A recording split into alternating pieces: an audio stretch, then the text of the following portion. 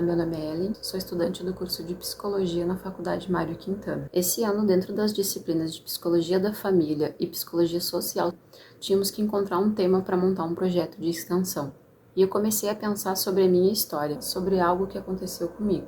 Sou uma mulher de 30 anos que nunca desejei ser mãe e por isso optei por passar pelo processo cirúrgico de laqueadura tubária. Desde a manifestação pelo meu não desejo de maternidade até a minha cirurgia de laqueadura, eu encontrei várias barreiras. Muitas pessoas não sabem sobre os nossos direitos reprodutivos e nos passam informações que não estão corretas. Nosso grupo de extensão decidiu então estudar sobre isso e, como uma forma de refletir sobre o tema de não desejo de maternidade, nós entramos em contato com a psicóloga Daniele Fontoura. Ela trabalha já nessa área do não desejo de maternidade e aceitou participar do nosso projeto. Ela vai conversar hoje comigo.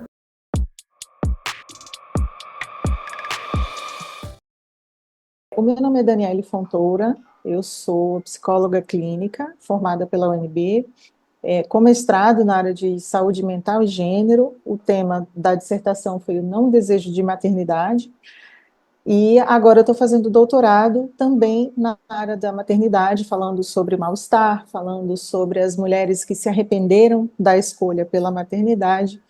E maternidade é um tema do meu interesse desde sempre, né? Desde pequena eu olhava e me perguntava por que as mulheres têm filhos, né? Existia toda uma, existe ainda hoje toda uma interpelação, né? Pelas brincadeiras, as meninas sempre ganham bonecas de presente, bebê para cuidar, casinha, e eu não gostava de nada daquilo. Né? Os meus brinquedos, os que eu preferia, eram os brinquedos dos meus irmãos, que eu achava mais legais, né? Essa coisa de ensaiar ali, cuidar de uma casa, cuidar de um bebê, nunca me chamou a atenção, né? E eu sempre me perguntei isso, por que as mulheres têm filhos, né? Uma pergunta muito honesta, né? E no mestrado, na área de psicologia, eu vi a possibilidade de tentar buscar essas respostas, né? Só que, ao invés de perguntar por que elas têm filhos, eu inverti a pergunta, por que não ter filhos? Porque eu fui percebendo também ao longo da minha vida que eu me incluía nesse grupo de mulheres que não desejavam a maternidade, né? Eu até pensava quando era criança, né? Querendo ou não, as brincadeiras giram muito em torno disso. Eu e as amigas, né? Escolhemos nomes para os filhos e essa coisa toda. Mas o tempo foi passando, eu fui estudando, fui fazer faculdade e percebi que o meu sonho era muito mais construir uma carreira, ter estudo, eu sempre gostei muito de estudar. As coisas das quais eu gostava, e gostava muito, não tinham nada a ver com filho, né? Ou com casamento. Hoje eu sou casada, mas eu não tenho filho. Sou casada há 15 anos e nós não temos filhos, né? Por escolha. E eu fui percebendo que as minhas paixões, os investimentos que eu queria fazer na minha carreira, na minha vida, não passavam pela maternidade. Mas eu sempre imaginava que um dia eu teria essa vontade, um dia iria acontecer. E eu terminei minha primeira faculdade, depois eu identifiquei que eu queria mudar de carreira, fazer uma transição, né? Fiz a transição, comecei a fazer psicologia, e a vontade não chegava, né? Comecei a realizar muitas coisas que eu imaginava para minha vida, comecei a viajar, conhecer outras culturas, conhecer outras coisas, né? Fazer da minha vida o que eu queria fazer, e comecei a achar aquilo muito bom. E comecei a perceber em várias conversas com meu marido, né, que eu também não desejava ter filho. O meu marido já sabia, né? Nós já casamos, eu sabendo que ele não queria. Mas aí é que entra, né? Toda uma coisa social, todo um mandato social que vai dizendo para você, mas quem decide é a mulher, né? Então a gente já Sim. se depara aí com uma dicotomia, porque se quem decide é a mulher quando ela é interpelada a ter filhos, né? Quando a mulher fala que a responsabilidade é também do homem, né? Que ajudou ela, que fez o filho junto com ela, a carga cai toda em cima da mulher. Então veja, a mulher está sendo responsabilizada duplamente e os homens estão ficando invisíveis nesse processo, né? E isso era uma das coisas que a gente escutava. Mas quem decide é a mulher, mas, enfim, a idade foi passando, 32, 35. Nessa época, eu lembro que eu fui a ginecologista com 32 anos e ela falou para mim, olha, você tem filho? Então, aquela entrevista, né, a anamnese inicial. Sim. Não, não tenho filho, mas se você quiser ter filho, é bom já você ir começando por conta da sua idade, tá? E se você quiser ter dois, você tem que engravidar agora. E riu. E aquilo me chamou muita atenção. Mas como assim, né? Eu tenho que Interessante. engravidar agora se eu quiser ter dois filhos, eu tô com 32 anos. Então isso já começou a me dar uma curiosidade muito grande, né?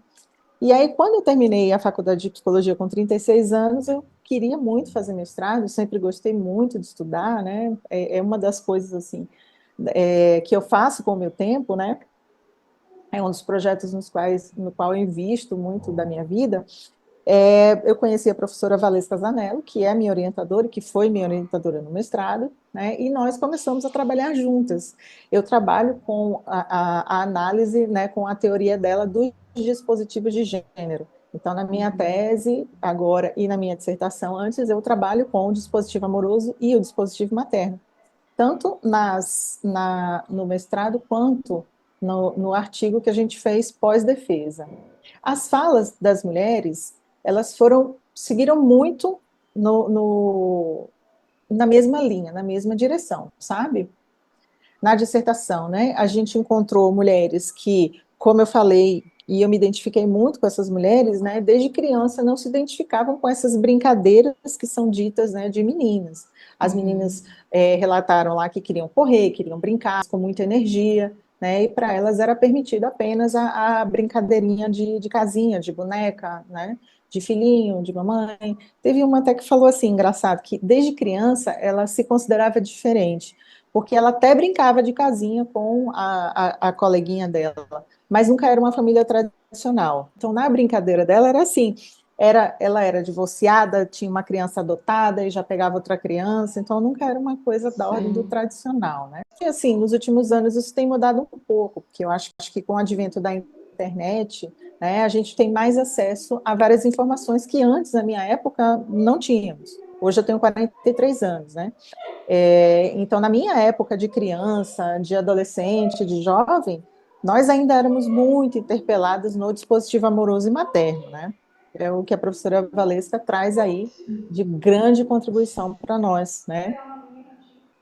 Ainda hoje, as mulheres que não querem ter filhos, elas encontram barreiras, né, ao revelar o seu não desejo, porque as pessoas vão sempre interpelar, tentando fazer com que elas mudem de ideia, né? Algumas mulheres, e aí eu também já escutei, né, muitos argumentos, tentando demovê-las dessa ideia, né, de não ter filhos. Uma Sim. delas foi até da minha tia, que eu até hoje penso, gente, que argumento é esse, né? Eu tenho dois irmãos, né, eu sou a filha do meio, então eu tenho um irmão mais velho e um irmão mais novo, e eu aqui no meio. Então, eu moro fora da minha cidade, eu não moro na minha cidade natal porque eu sou de Recife, né, e moro aqui em Brasília. Daí minha tia falou assim: mas minha filha, como assim você não vai dar um neto para sua mãe? O neto verdadeiro é o filho da filha mulher. Eu fiquei, gente, que argumento é esse? Eu moro longe da minha família. Se eu tivesse filho, ele não conviveria, né, com os avós, nem os maternos, nem os paternos, porque o meu marido também não é daqui de Brasília. Então, assim, que argumento é esse? Né? As pessoas lançam mão de toda sorte de argumentos.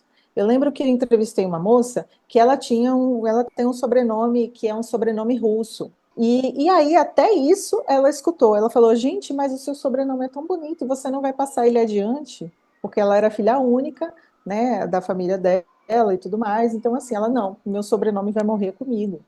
Então, tem das coisas mais absurdas, né? Porque o Sim. imaginário social entende que o destino da mulher que tem um corpo biológico capaz de procriar é ser mãe. Então, existe uma ligação, né, entre capacidade procriativa e o desejo inato da mulher em ser mãe. E isso é construído socialmente, porque hoje, escutando as mulheres que se arrependeram, né, de ter filhos, a gente vê o quanto elas sofreram com isso e sofrem com arrependimento. Muitas delas, né, já identificavam que não queriam ter tido filhos. Então, existe, como o corpo da mulher tem uma janela biológica, né, as pessoas também se valem muito dessa janela biológica para apressar, né, ou para dizer que existe um tal do instinto materno, um tal de um relógio biológico, e que a mulher tem que obedecer a isso. E o que significa obedecer ao relógio biológico? É ter filho. Então, assim, não existem modelos de mulheres sem filhos que não sejam deturpados. Ou a mulher é taxada de bruxa, ou a mulher é taxada de mal amada, ou vão perguntar para ela se ela tem algum trauma de infância com a mãe que não deixou o amor maternal, o instinto maternal crescer nela.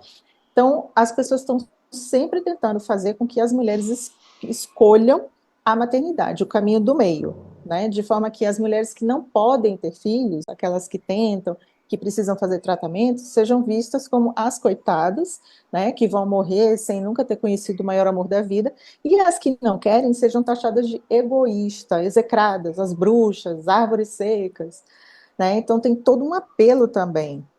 Então, tem um borramento entre essas instâncias. E muitas vezes as mulheres ficam confusas. Mas e se eu me arrepender de não ter? E quem é que vai cuidar de você na velhice? Como se o filho fosse uma poupança, né? Como se o filho Nossa, fosse garantia. É bem assim, foi uma das frases que eu mais ouvi. Quem que vai cuidar de ti quando tu ficar velha? Daniela, tu falaste sobre as mulheres que tiveram os filhos e sofrem com arrependimento da maternidade. E eu fico pensando sobre esse lugar do desejo e o não desejo de maternidade, como ele é acompanhado de bastante sofrimento. Porque se eu manifesto o meu não desejo de maternidade, ele não é aceito, e aí a gente sofre com isso, se sente culpado, é taxada de louca, de egoísta, temos algum problema mental, temos que tratar isso, é falta de algum instinto materno. Mas se eu cedo a essa pressão social e resolvo ter os filhos, eu também vou sofrer com isso, pois não era uma decisão totalmente minha. Então a mulher ela sempre acaba entrando nesse lugar de sofrimento e solidão. Nenhuma dos momentos de decisão ela é apoiada. Então, se tu não quer ter filhos, tu vai ficar sozinha. E se tu tem os filhos e se arrepende, tu também vai ficar sozinha, porque então já se viu uma mãe se arrepender de ter tido filhos. Então é um lugar de muito sofrimento, eu vejo assim. Sim, e olha, nada é garantido, sabe? Como eu sou psicóloga, né? E eu acredito muito na psicologia, no processo terapêutico. Eu não tenho dúvidas de que ter filho deve ser um processo transformador na vida de uma mulher, já que nós estamos falando de mulheres, né? Deve ser um processo transformador, carregar, né? Gerar aquele ser, parir aquele ser, depois cuidar, né? Mas não necessariamente é um processo transformador que vai te fazer bem. Às vezes, se submeter ao autoconhecimento, um processo terapêutico também vai ser algo transformador na sua vida, né? Às vezes, uma experiência que você passa vai ser algo transformador na sua vida. O que que eu quero dizer com isso, né? Que ter filho não é o único caminho de transformação na vida de uma mulher. Ela pode passar por outros processos de transformação tão positivos quanto. Obviamente que não vai ser a mesma coisa, e não vai ser do mesmo jeito para todo mundo, mas existem caminhos possíveis, né? E se a mulher tem certeza de que ela não quer, é melhor não ter, porque depois as consequências disso vão ser muito piores. A sociedade, no geral, ela não é ensinada sobre educação sexual, sobre direito reprodutivo, sobre o desejo e o não desejo. Então, muitas vezes a mulher até tem a decisão tomada pela não maternidade, mas ela encontra tantas barreiras que isso vai indo. E eu digo por experiência própria. Eu, durante o meu processo de cirurgia, o meu processo da laqueadura tubária, eu encontrei várias barreiras. Ah, pois eu vou te contar uma coisa. Eu não fiz laqueadura, né? Porque eu não consegui. Era o meu sonho, assim, era o que eu queria mesmo para ficar tranquila. Mas o meu marido conseguiu vasectomia, assim, ó. Ele foi na sala, né? Foi no médico e falou assim: "Ah, eu tenho interesse em fazer vasectomia". E o médico, ele passou 15 minutos na sala do médico. O médico perguntou: "Você é fumante? É diabético? Tem algum problema de saúde? Já fez cirurgia? Tem alergia a algum medicamento?" O médico não perguntou para ele o que normalmente perguntam para a gente: "Mas você já tem filho? Mas você vai se arrepender. Uma hora você vai mudar de ideia." Entende? Como é diferente? São dois pesos e duas medidas, né? Para as mulheres, é sempre o caminho do meio, né? Que a mulher vai ter filho porque ela tem capacidade procriativa, né? De gerar. O homem também tem capacidade procriativa porque ele ejacula, né? E ele pode ter um filho a partir disso. Mas a cobrança é completamente diferente para os homens e para as mulheres. Durante o meu processo cirúrgico pré e pós-cirurgia, Eu pesquisava bastante sobre o tema na internet e eu li muitos comentários maldosos, principalmente de pessoas mais velhas, que elas não aceitavam, que eram contra as mulheres que desejavam não serem mães e que passavam pelo procedimento cirúrgico. Quem optou pela cirurgia, porque é algo mais irreversível, então para essas pessoas eu estava deixando de cumprir a minha missão, o meu propósito de vida. Ou eram comentários infantilizando essa tomada de decisão. Tu é muito jovem, tu não sabe o que tu quer da tua vida, tu vai te arrepender disso, vai ficar sozinha. Para essas pessoas, tu adquire a tua maturidade a partir do momento que tu é mãe. Às vezes a mulher está com 35 anos, não quer, né? E ainda ainda é colocada nesse espectro infantil, né? Às vezes não é só a maturidade que a mulher adquire quando tem filho, às vezes é um risco à saúde mental dela, né? Porque ela não estava preparada, ou porque ela realmente não queria e teve por uma pressão aí da família, uma pressão social, uma pressão dos médicos, né? Dos profissionais de saúde. Eu lembro que na minha dissertação, quando eu entrevistei as mulheres, né? Duas delas passaram quase pela mesma coisa, que eram os profissionais de saúde, dizendo que a condição delas, elas tinham uma condição de endometriose, e os médicos disseram para elas, enfermeiros, né? Um deles falou assim: olha, a mulher que tem endometriose geralmente é porque ela não tem filho, então ela tem que ter um filho para curar o útero, né? Que a gente colocou até na dissertação como filho fármaco, esse filho que vem para curar algum defeito da mulher, ou alguma tristeza, algum vazio existencial. Então, veja, sempre o filho sendo colocado como uma tábua de salvação. Então, é para curar endometriose, é para curar um vazio existencial, quer dizer, eu não me jogo da ponte porque eu preciso cuidar do filho, Enzo, né? Não é porque eu tenho uma interação com o Enzo e eu adoro ele, amo meu filho, não, é porque eu preciso cuidar. Então, é sempre colocado no lugar do cuidado, no lugar da função, e nunca no lugar do prazer, nunca no lugar da escolha, né? Já que é assumido que a mulher vai ter filho quando ela adquirir a idade, né? As pessoas não se importam com a escolha da mulher, as pessoas não se importam com os projetos que as mulheres têm para suas vidas, né? Porque casar e ter filho, se ela se separar, pelo menos ela teve um filho, né? E existem mulheres que não querem passar pelo processo de laqueadura porque elas estão separadas, e se elas ainda conhecerem alguém especial, né? Então a gente tem o filho como presente. Eu vou dar um filho para este homem. Ele pode não valer nada, mas o quanto ter um filho dele me coloca num lugar que é entendido como superior às outras, né? Mas tudo bem, ele casou de novo, mas eu sou a mãe dos filhos dele, entende? Então, essa coisa do ter filho é colocado num lugar como se for, como diz a professora Valesca Zanello, né? No lugar do empoderamento colonizado. Porque, vamos combinar, o que que a gente aprende, o que que as mulheres aprendem tendo filho, indo cuidar do filho, viver e existir só para o filho, que é a premissa do dispositivo materno? Sabe? Que grau de amadurecimento é esse que é gerado para as mulheres, né? Eu não tenho dúvida, né, que existe um processo pelo qual a mulher passa e no final dele ela sai transformada. Mas, como eu disse, não necessariamente esse processo é bom, porque a mulher mãe na nossa sociedade, ela é uma das mais desassistidas. A gente não tem creche, né, suficiente para o número de crianças que precisam, para o número de mulheres que precisam desse serviço. A gente não tem, por exemplo, lei de criminalização do abandono paterno, né? A gente tem mais de 5,5 milhões de crianças no Brasil sem o nome do pai na certidão. Então, assim, provavelmente quem está criando essas crianças, além da mãe, qual a rede de apoio dessa mãe? Provavelmente, geralmente é a família dela, nunca a família do pai da criança, né? A gente não tem leis que garantam o aborto seguro para as mulheres que precisam desse serviço, né?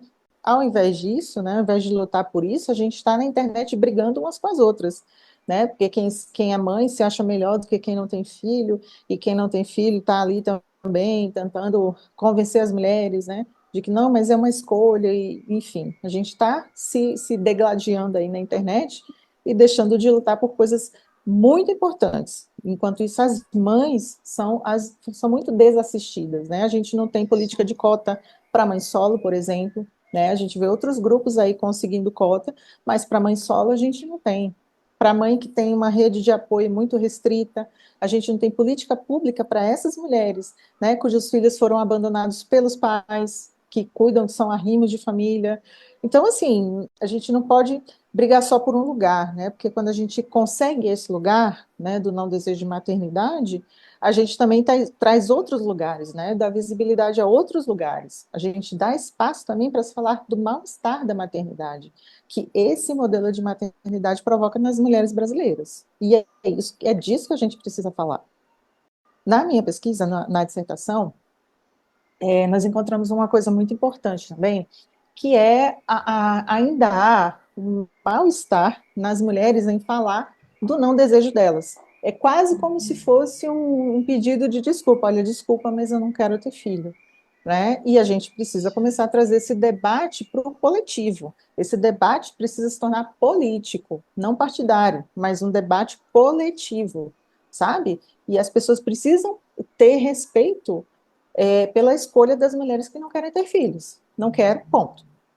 Depois do não, o não não precisa de complemento, né? O que eu vejo é que sempre tem que ter uma justificativa. Não que essa justificativa vá ser aceita, mas precisa ter uma. Uma questão de saúde, uma questão de saúde física, uma questão de saúde mental, muito imatura, daqui a pouco vai se arrepender. Tem que ter sempre uma justificativa depois que tu manifesta o teu não desejo. E nunca é só eu não quero ser mãe e ponto. Porque essas mulheres, elas estão deixando de exercer aquilo que se espera delas. Elas estão deixando de cumprir a missão delas para a sociedade. Importante também que a professora Valesca fala, né? Que mesmo quando você não tem filho, você vai ser sempre convocada a exercer esse papel materno, né? Porque foi atribuído a nós, mulheres, né, o dever de maternar as outras pessoas. Então, mas a mulher que sabe cuidar. Mas deixa com a fulana, deixa com a tia, né, que ela não tem filhos, como se a mulher que não tem filhos, ela fosse uma desocupada, ou ela fosse uma pessoa que tivesse uma vida mais fácil do que as outras. E, assim, não é disso que nós estamos falando, né? Nós estamos falando de respeito, né? Porque, com certeza, o homem que fica até mais tarde na reunião, com certeza está explorando a sua esposa ou a mãe dos seus filhos, né, para cumprir, para ficar com os filhos enquanto ele tem condição de investir na carreira dele.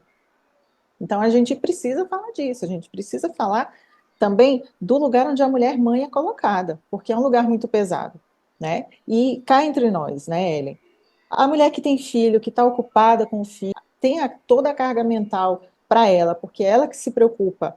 Quem está cuidando, comprar comida para as crianças, fardamento, se está tudo ok na escola, ela que vai para as reuniões, a professora, o telefone de emergência, o primeiro é sempre o da mãe.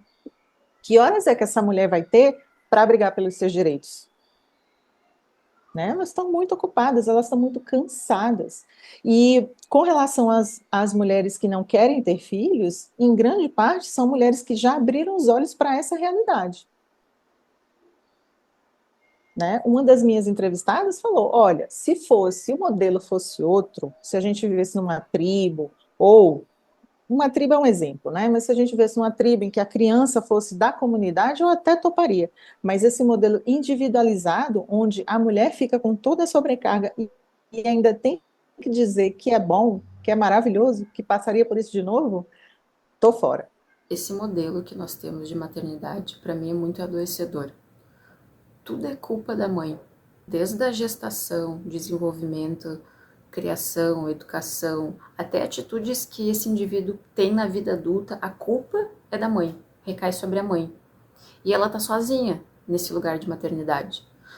Cadê todas aquelas pessoas que exigiram que ela tivesse um filho, né? Os avós que tanto queriam os netos, né?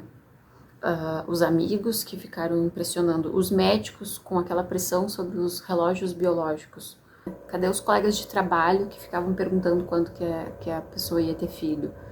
Onde que estão os nossos representantes políticos nos fornecendo os nossos direitos básicos? Onde que está essa rede? Não tem, ela fica sozinha. E é muito pesado, é muito cruel esse lugar que a mãe é colocada. Esse é o mesmo pessoal que vai dizer quem pariu Mateus que o embale, né, quando a criança nasce. Uhum. Infelizmente, né? É a mesma pessoa que vai tentar, vai convencer a mulher, né, de que ela tem que ter filho, de que filho é bom, de que é o maior amor do mundo, que nem sempre é, né?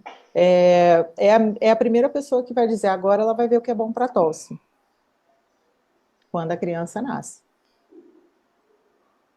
Então, acho que é importante a gente trazer essas falas, né? Trazer o Uhum. quanto que o social, o quanto que o senso comum está aí atuando como um porta-voz, né? Da maternidade compulsória, da maternidade que não é, ela não é obrigatória, não por lei, mas ela é mandatória socialmente. Uhum.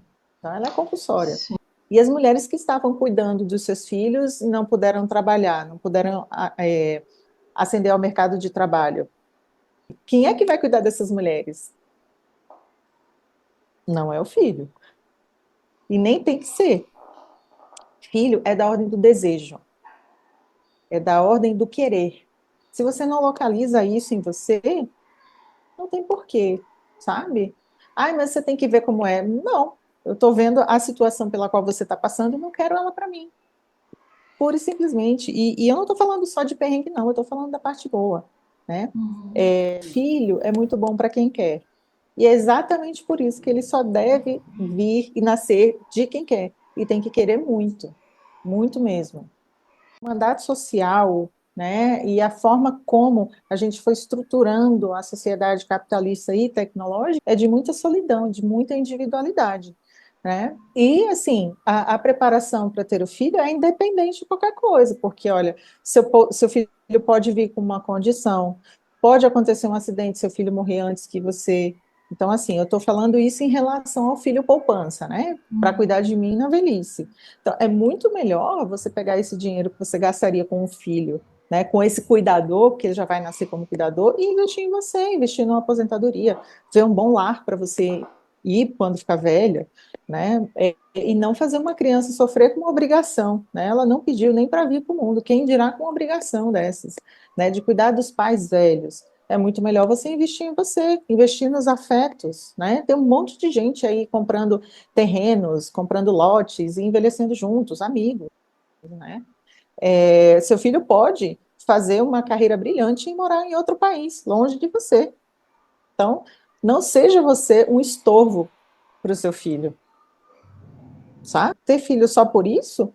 Desculpa, mas tem outras soluções mais fáceis, né? Do que você ter um filho para cuidar de você. Você não vai conhecer o maior amor do mundo, porque isso é um mito, né? O mito do amor materno, né? A realidade é que o amor é construído e que na relação, quando a criança começa a dar seus primeiros passos, a entender as coisas, a interagir, é que o amor ou essa ligação entre mãe e filho começa a ser de fato construída. Até então, é um vínculo que vai garantir a existência humana, a perpetuação da espécie, né? Porém, convencionou-se a chamar isso de instinto materno. Não, é um instinto de sobrevivência da espécie. Novamente, por conta da capacidade procriativa, a gente é colocada nesse lugar. Então, a dominação é pelo útero, né? As mulheres estão aprisionadas por conta da capacidade reprodutiva. Por quê? Porque no capitalismo, quanto mais excedente populacional, melhor. Mais as pessoas vão se submeter a postos precários de trabalho para sustentar os seus filhos. Então, assim, é uma realidade muito cruel e muito perversa, sabe? Principalmente com as mulheres, que são hoje o contingente populacional mais pobre do Brasil. São as mulheres e mulheres negras. Né? Então, há que se falar desse empobrecimento das mulheres. E o trabalho do cuidado, que envolve o trabalho materno, está nesse ínterim. Né? E a gente precisa discutir essas coisas, ao invés de estar brigando por quem conheceu ou não o maior amor do mundo. Às vezes, o maior amor do mundo é o cachorro. Às vezes, o maior amor do mundo foi sua mãe. Ou, enfim, o maior amor do mundo para você pode ser o seu trabalho, pode ser sua carreira, pode ser suas férias. Então, assim, infelizmente não nos dão esse direito, né? Que é o que nos fala o dispositivo amoroso. Né? É uma carência no vir a ser mediada pelo olhar do outro, né? Nunca da Uhum. gente mesma. O amor como uma questão identitária. Então, assim, dizem para a gente que a gente tem que perseguir o maior amor do mundo, né? Só que muitas mulheres têm filho, muitas mesmo, e, claro, não tem coragem de confessar, né? Olha, eu olhei para meu filho e não senti nada. Olha, amo meu filho, mas odeio ser mãe. Amo meu filho, mas adorei quando eu tive que voltar a trabalhar. Algumas mulheres rezam, pedem para voltar antes de acabar a licença, né? Porque ficar em casa cuidando de um serzinho que está o tempo inteiro dependendo, precisando de você, é muito despersonalização de uma pessoa, né? Outra coisa, né, que eu queria comentar, trazer para comentar, é a coisa do mãezinha, né? Que você perde sua identidade quando você tem filho. Sim. Você passa a ser a mãezinha, você perde seu nome passa a ser mãezinha. Na escola, ô mãe, você não é mais chamada a fulana, a cicrana, é mãe, mãezinha, né? Então isso já dá para você uma ideia de como a sociedade te enxerga. E é preciso resgatar as identidades, né? Não só a de mulher, não só a de mãe, mas a de mulher também, a de profissional, a de filha, né? Somos muitas, somos diversas. A gente não pode ser só considerada, a porteira não pode ser essa, quem é mãe e quem não é, sabe? A gente precisa se unir nesses debates. E isso é que é importante a gente discutir.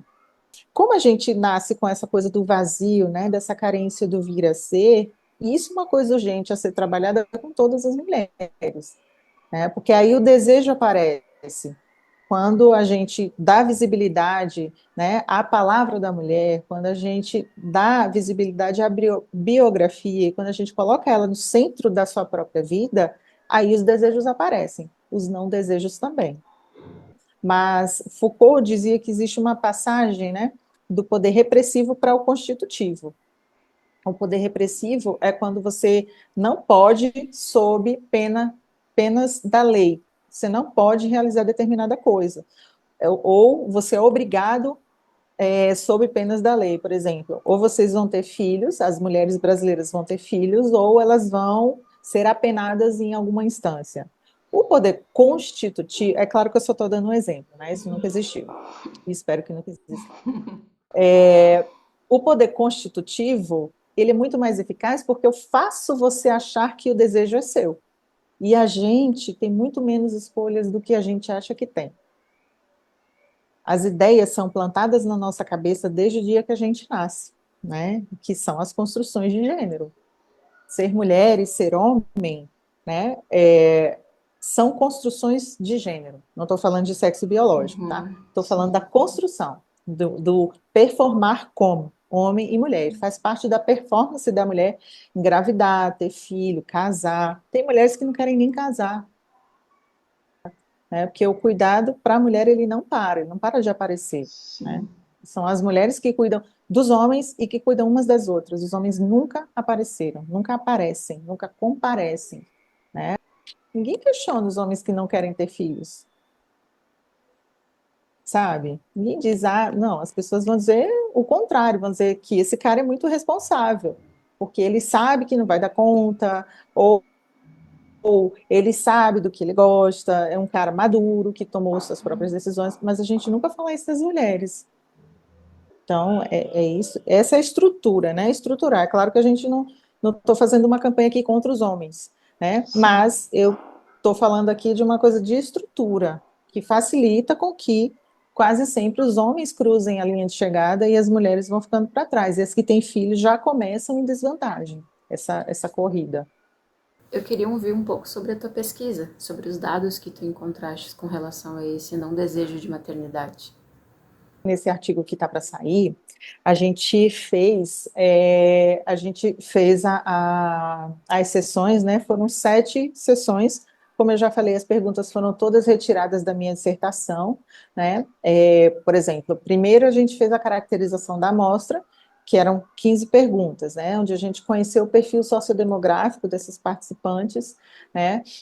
No segunda sessão foi a autopercepção sobre o não desejo de maternidade, ou seja, como as mulheres se percebiam desde crianças até a fase adulta, né, em relação a esses papéis de gêneros impostos às mulheres.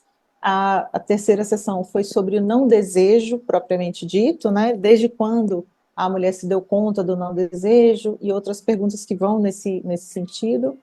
A quarta sessão foi sobre a decisão, né? E aí, até a data da resposta da pesquisa, né? Da participação no questionário, era se a participante estava segura de sua decisão. Porque a gente entende que é psicodinâmico, isso pode mudar, né? A mulher pode falar hoje não quero, mas amanhã ela pode mudar, isso não está talhado em pedra, né? Mas a maioria já falou assim, olha, não tem intenção de mudar, mesmo que, sei lá, eu tenha um parceiro romântico, uma parceira romântica que queira, né? A quinta sessão foi sobre pressão e arrependimento, que foi uma coisa que saiu bastante assim na dissertação, né? A pressão sofrida pela participante e uma projeção para o futuro em decorrência dessa pressão, né? A sexta sessão foi sobre uma vida sem filhos, né? Sobre a vida atual da mulher e planos para o futuro. E, por último, a gente deixou uma caixinha lá aberta, que eram as considerações finais, o que as mulheres quisessem falar, né? A gente encontrou 872 respostas válidas, e aí a gente dividiu em grupo de mulheres brancas e mulheres negras, né? Daí, dos resultados, né, a caracterização da amostra, a maioria das participantes se encontravam ali entre 26 e 35 anos, então, quanto maior a idade, menor a participação. Isso chamou a nossa atenção. 95% das respondentes cresceram em áreas urbanas, né? A região sudeste foi a que mais participou, foi a que mais respondeu. 52% tinham escolaridade de nível superior para cima, né? O nível superior completo, algumas com titulações, né? Mestrado, doutorado. 72% heterossexual, 68% dessas mulheres estavam em relações amorosas estáveis. Então, isso também já quebra o estereótipo de que a mulher que não quer ter filho é aquela mulher que é amarga, que sofre por amor, que é aquela que ninguém escolheu, que ninguém quis, que ficou para a titia, né? Mais de 70% dessas mulheres estavam em processo ou já tinham feito psicoterapia, e 76% usavam pelo menos um método contraceptivo. 70% das mulheres negras tinham experiência prévia com o cuidado de terceiros, de irmãos menores, pessoas da família, sobre questões de importância na carreira, né? Os dois grupos, a maioria das pessoas respondeu que a carreira era mais importante do que ter uma relação amorosa. Mais de 80% buscava completar os estudos e a independência financeira antes de pensar na área amorosa. 50% dessas mulheres, né, do grande grupo, só percebeu o não desejo de maternidade na vida adulta. Mais de 70% se mostrou convicta com relação à sua decisão, não quero e não vou ter, né? E 86% dessas mulheres apontou a percepção de que a maternidade pode levar a mulher a deixar de existir como pessoa. Então, veja, elas têm uma percepção sobre isso, têm opiniões, existem observações, né? O que a gente pode tirar de conclusão disso é que as mulheres estão refletindo muito mais sobre se elas querem ser mães, se tornar mães, né? E que lugar é esse? Que maternidade é essa? Que modelo de maternidade é esse, né? 60% das respondentes afirmaram que interromperiam a gravidez caso ela ocorresse, né? Procurariam o atendimento de aborto legal e seguro. 75% dessas mulheres afirmou que não terá filhos mesmo que o parceiro ou a parceira queiram, né, já que a maioria é heterossexual, mas algumas lésbicas também responderam. 75% afirmou que se sente interpelada a ter filhos, né, ou seja, sempre ali, né, tentando ser convencida. 45% dos familiares pressionam as mulheres por filhos. Um dado interessante que apareceu é que muita gente declarou que os colegas de trabalho cobram filhos das mulheres que não os têm, né? 92% das mulheres já ouviram que podem se arrepender por não ter filhos, e 83% marcaram sim sobre ter ouvido a pergunta: quem vai cuidar de você no futuro? Que era aquilo que a gente estava falando, né? O filho como poupança. 80% afirmou que tem muitos projetos a realizar em suas vidas, né? Então, assim, o filho não faz falta. 70% tem a profissão como algo muito importante ou central na sua vida, e 65% se preparam para a fase da velhice, para a fase da aposentadoria sem filhos. né? Então, assim, eu achei até esse número baixo, como a gente estava falando, né?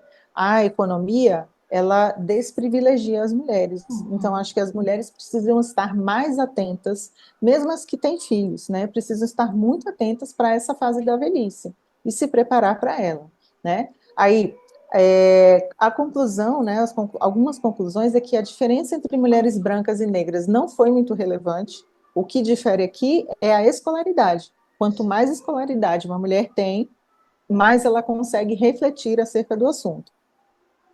Mas outro dado importante é que as mulheres negras têm maior experiência como cuidadoras desde a infância. E a maternidade biológica é mais esperada das mulheres brancas.